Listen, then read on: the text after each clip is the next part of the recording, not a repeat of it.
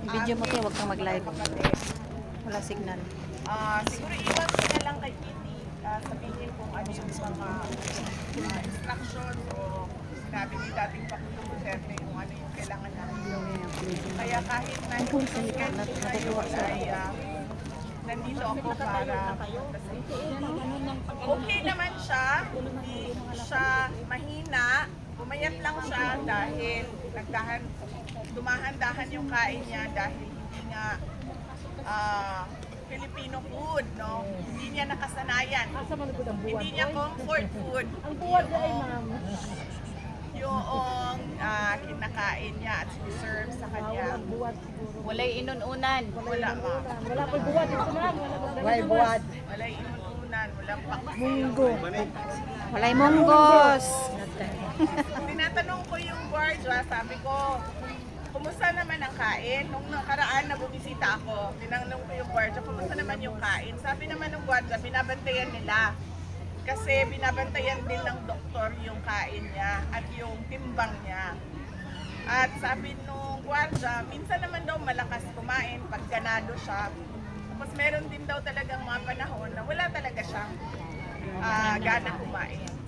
So, palagay ko normal din, parang tulad lang din sa atin yan eh. Pero sa kanya kasi, kay dating Pangulong Duterte, 80 years old na kasi siya. So, yung mga sakit-sakit ng lola natin, ng ating mga lolo, ng ating mga nanay at tatay, ganun na rin yung sakit niya, masakit. May diabetes siya, may glaucoma siya, may Rayuma. sakit siya. O yan, rayuma siguro ang tawag dyan, no? Masakit ang tuhod, masakit ang likod, masakit ang shoulders, matigas ang shoulders. So ganun yung mga madalas na nararamdaman niya. Pero nag-order yung kanyang medical officer na kailangan niya mag-PT o mag-physical therapy every week. At siya din ay pinipilit ng kanyang medical officer at mga nurses na kailangan maglakad dahil hindi pwede doon ang mag-wheelchair kapag wala kang sakit. So dapat talaga sa kanila, kahit elderly ka, pag wala kang sakit, kailangan mo maglakad. Pag kailangan mo tulong, ikaw ay magtungkod. Basta makakalakas siya. Ang coke na kiniya ma'am. Ang ganda mo. Yung coke niya rin noon, inaaraw-araw na niya yung coke zero niya, sometimes 4. Inano na rin siya ng doktor. Nilimit na rin, oo, kasi nilalaklak na niya yung doktor. Kaya nilimit na rin ng doktor. Tapos, BP, ang ganda yun ang mo. ginagawa namin dahil allowed naman 4 na beses sa isang linggo ang bumisita. So nagpapalit-palit kami magkakapatid para paniguraduhin na merong bumibisita sa kanya sa panahon na pwede at allowed ng detention unit. So sabi ko nga kanina, ngayong isang buwan na ito, August 8 to September 9, kay Veronica yon, kay Kitty yon na schedule para bumisita dahil wala siyang pasok doon sa Pilipinas.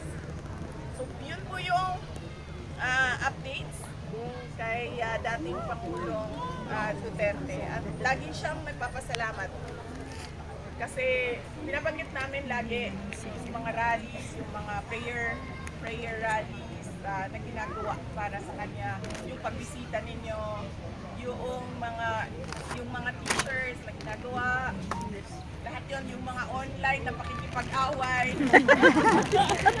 Ang dami kong basa. Sabi nga niya, huwag kayong magpa-stress dahil kayang lahat.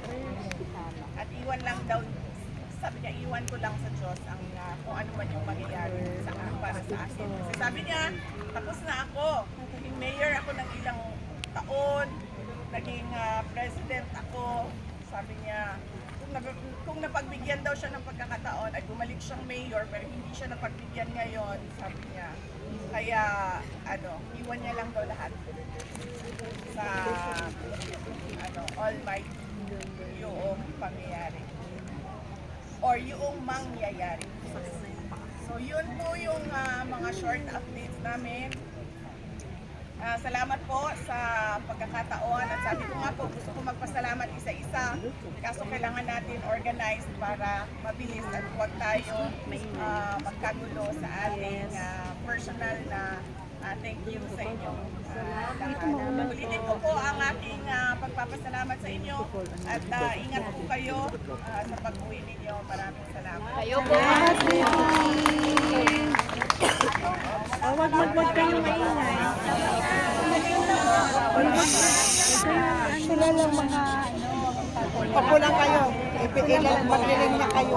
siya na yung parang siya na lang yung lalapit. Grabe naman. Huwag naman ganyan. Grabe. May tao dito kaya.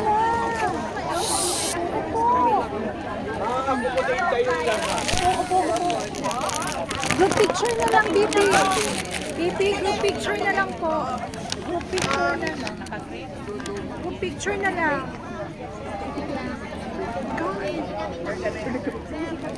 Opo na lang po. Opo muna kayo. Iniimbitahan kayo ng TDS Europe sa